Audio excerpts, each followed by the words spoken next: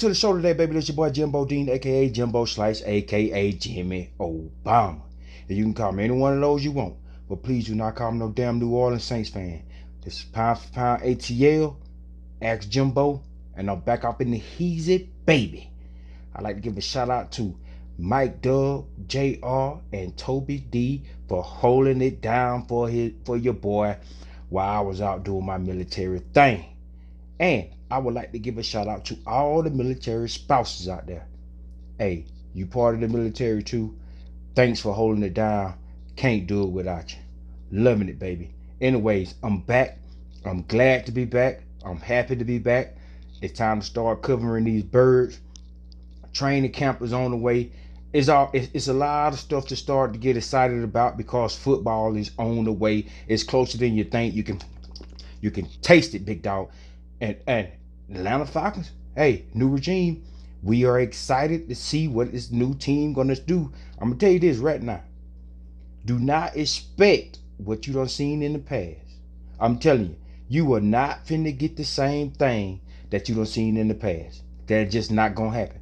This is a get ready to see a new era of Atlanta Falcon football.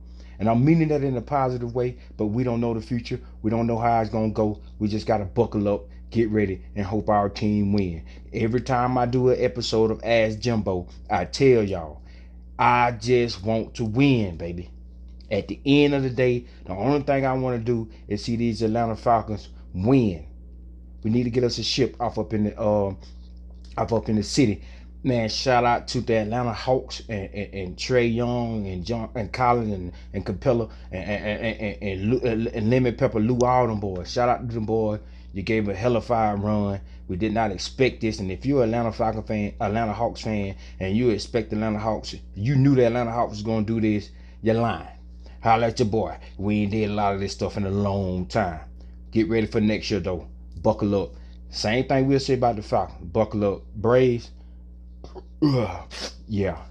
I'm gonna go ahead and ride out on it. But anyway, welcome to Ask Jimbo, man. Y'all like, share, subscribe, comment. Leave the questions below. I've been getting most of my questions off of Twitter, so if y'all see the same people, I got to start mixing it up. And if I miss you, I'm sorry, but I'm going to start mixing it up. I'm going to start getting the comments and questions from the people that leave the comments below. That way I can hit different people, different times. But anyway, let's get this show on the road. Man, it feels good to be back. We got camping stuff coming up. I'm going to drink to that. We got camp coming up, and over here at Pound for Pound ATL, we cannot wait to cover everything this upcoming off season and leading into the season, preseason, because we love all that good stuff over here. It's no doubt about it. Baby, look here. The season is almost here, and we got to get ready, got to buckle in, and we got to fight, man. End of the day, win, baby. Win some ball games. Anyway, let's get to it. Ask Jimbo. First question of tonight, we got Morin. He hit me up on Twitter. Like I said, I'm getting them from Twitter. I'm gonna start switching it up a little bit. I did a little bit before, but I'm really finna start switching up. That way I can start getting different people and catching. No offense to Morin and all them good Pound for Pound ATL followers out there and the Pound for Pound ATL family. No offense, but I got to start mixing it up and see if I can get everybody. Let's get to Morin. First question. Morin asked me, he said, will the Falcons make a trade before camp? Wait, let me start over. Will the Falcons make a trade before camp, either acquiring a player or trading a player? Now, I'm going to start the back end of that question first because I think this one is cut dry to me. Trading a player, I think all the trading of players, I think that is done. I think that trading aspect when it comes to the Atlanta Falcons, that is over. I don't think we going to trade anybody else. I don't think we have anybody else really to trade. Where they current contracts and stuff is set up, you probably don't even want to trade nobody. You kind of want to keep it like it is.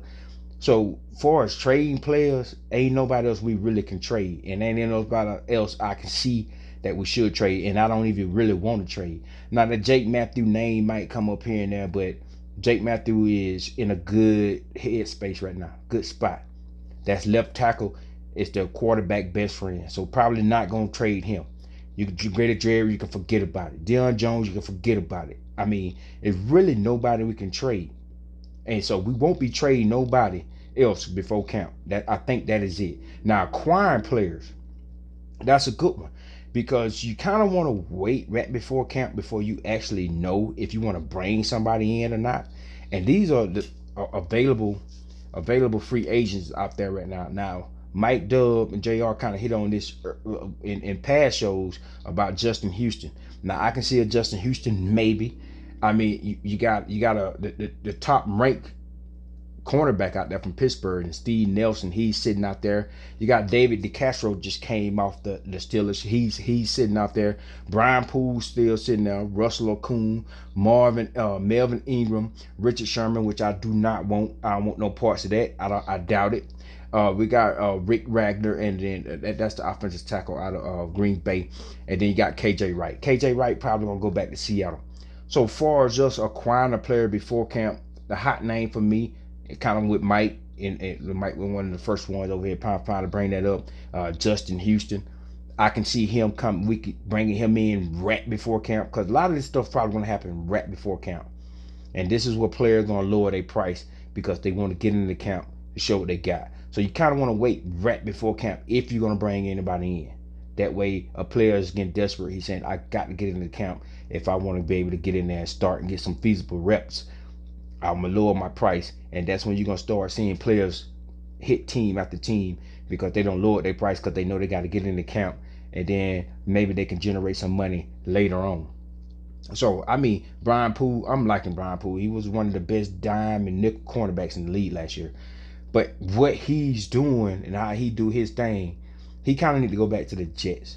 As far as the DP's defense, I don't know how that dime nickel package that Brian Poole plays in, how he plays it, which is different. I don't see that Atlanta Falcons bringing him back. Now David DeCastro at guard, he's 31 years old. That's kind of a name might need to watch out for. We got to start getting through camp, and then maybe right after camp, some of these people might get signed, or right before or right after camp, some of these people might get signed. So gonna have to lower that price. So if far as us trading somebody, no. Far as us bringing somebody in, watch out for Justin Houston, David DeCastro, maybe a Steven Nelson, maybe Melvin Ingram, maybe edge rusher, maybe. So those are the names I watch out for right before camp or right after camp. So Maureen, appreciate the question. You're a loyal pound for pound ATL fan. I love it. Keep it rolling. Just want to win. Rise up, baby. All right, let's get it. First question in the book. Jimbo don't got back, and the first question is already in the book. Doing pretty good. I ain't doing too many questions, but I'm doing pretty good. I'm trying to knock the rust off, and I'll drink to that.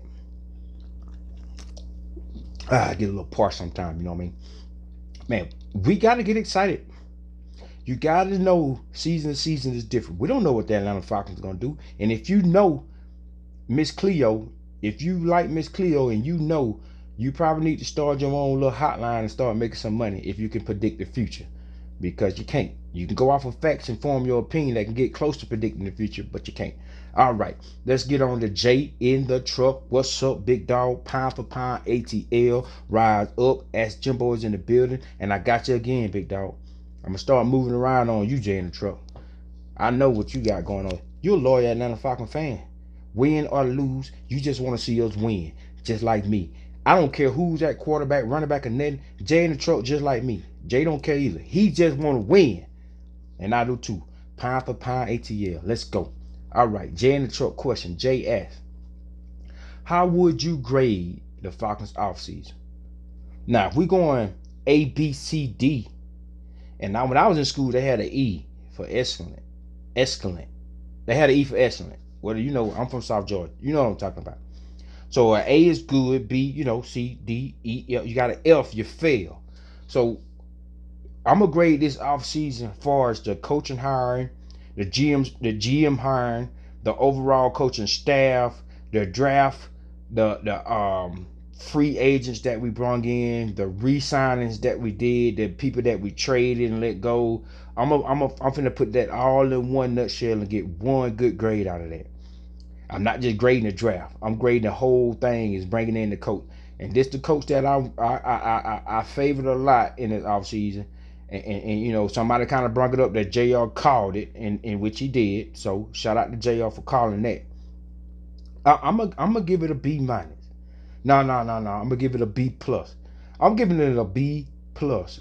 Jay in the truck. You know why? Because Arthur Smith was the best coach out there at the time, and Terry Fontenot was the best GM out there at the time, and the Dean Pease was one of the best defensive coordinators that everybody was trying to get to pull back in to be a DC. John Hope, one of those great secondary coaches. I mean, you just name it all around. First pick, Kyle Pitts was an awesome first pick. I mean, you just keep, you can go on and on about some of the stuff that the Atlanta Falcons did for the offseason, and you can see why I almost want to give it an A minus. I almost give it an A minus what the Atlanta Falcons in the front office did and how they put all this together. They even changed the social media team. We even got a new strength and conditioning coach. So all that good stuff, man. That's all good stuff. That's what we want, right? We won't change. If you're gonna make changes all around the board. Let's get everybody going. Now, losing Julio Jones might damper that make it an A minus.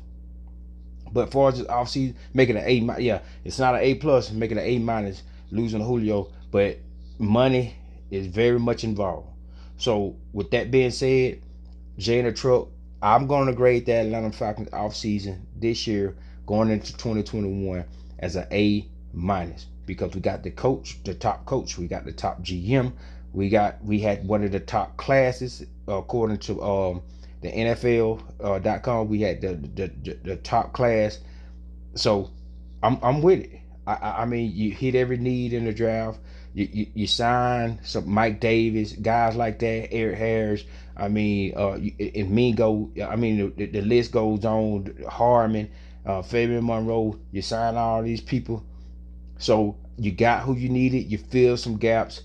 You did what you're supposed to be and did as much as you could do with the salary cap for the offseason, and you did a hell of a job. That's an A minus in my book. Jay in the truck, Atlanta Falcons, A minus offseason. Now let's see if and let's see all of it come together, mesh together, and translate onto the field, because that's the key.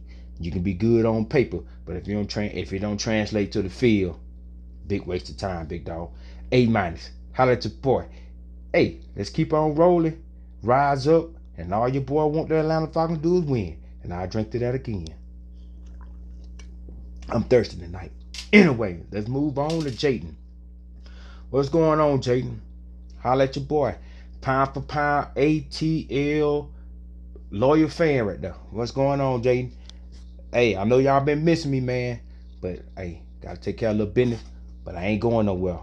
You best to cold cock believe that. Anyways, Jayden's question is, what set do you think we will see most from Dean Pease?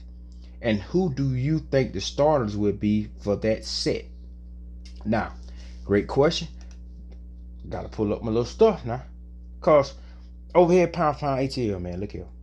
We research and then we opinionate. That way we can be as close to the facts as we can be. Now I'm gonna give my opinions, but I wanna research, I wanna understand, I wanna comprehend, $5 word, and then I wanna put out my opinions on it so I can be as close to the facts as I can be. It's too easy. Google, that's what it's called. But anyway, the set that, because some people call it Dean Pease defense a 3-4. You can't really call it that. 4-3, can't really call it that. 4-6, 5-2, bear, whatever. You can't really call it all that. You don't know. It's gonna be a week-to-week thing with Dean Pease. But the set that I think he probably gonna be in the most is what he was in 2018 with the Tennessee Titans.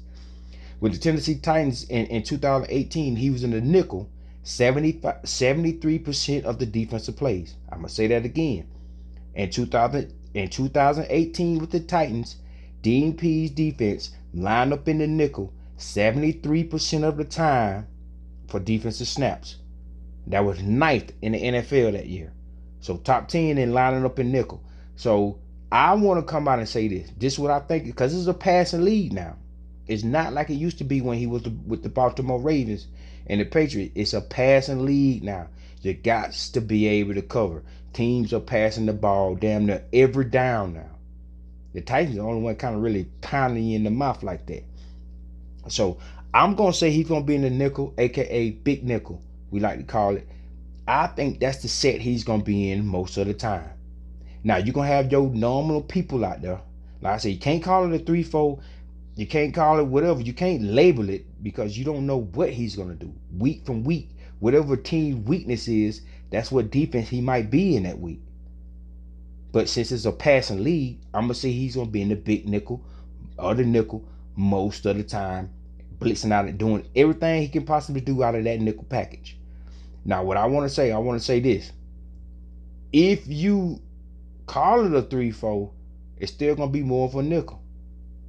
So it's unpredictable. It's a bend, do not break type of defense. They say about DNP's defense, you can get 60 yards, 70 yards, 80 yards. But once you get in the red zone, you get nothing. And I'm okay with giving up yards, long, don't give up no points. So you can't call it a 3-4 or 4-3 or whatever. You can't call it a lot of these things, but one thing you can call it is a defense that don't give up a lot of points. That's what you can call DNP's defense. How about that?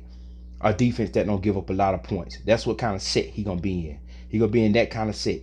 A set that don't give up, a set that a defensive formation is that don't give up a lot of points. Might give up a lot of yards, but you ain't gonna score. Bend but do not break type of defense that DNP's run week to week. Whoever got the weakness, that's what he's gonna exploit. But the set I think he's gonna be in the most is the big nickel. And it's gonna be you're gonna be your same average players out there on defense. You're gonna be your same guys, the same typical guys. You got your AJ Terrells, you got your Fabian Monroe, you got your Richard Grant, you got your Eric Harris or Deron Hardman. You got your Debo. You got what's his name at outside linebacker. Acuna. I can't pronounce the name that good. Olakun. Yeah, Olakun out there. And then you're gonna have Mingo. You got your defensive end. You're gonna have you have Dante Fowler Jr., Grady Jarrett, the Davidsons. Then you got some more guys that's gonna stand up on the outside that's gonna rotate over on that other end. So it's gonna be your main typical guys. But the number one starter I want to go with, the starter that's gonna really surprise you that I want to really go with. Hold on here. The one starter that's really I want to put out there that's gonna really surprise you is probably Isaiah Oliver for that whole big nickel set that we probably gonna see. That's probably gonna throw you off a little bit, or the Eric Harris and Deron Hardman and Richard Grant in at the same time. So that type of nickel thing is what I'm really looking forward to seeing. Or your Darren Hall rookies, some of those rookies that can get spreaded in there, sprinkled in there, play that nickel. So he's gonna play that nickel a little bit more. So if I answer your question there, Jaden, I tried my best, but that's what I think. So don't call it a 3-4. Call it a defense that do not give up that many points. And he gonna play the nickel a lot, passing lead.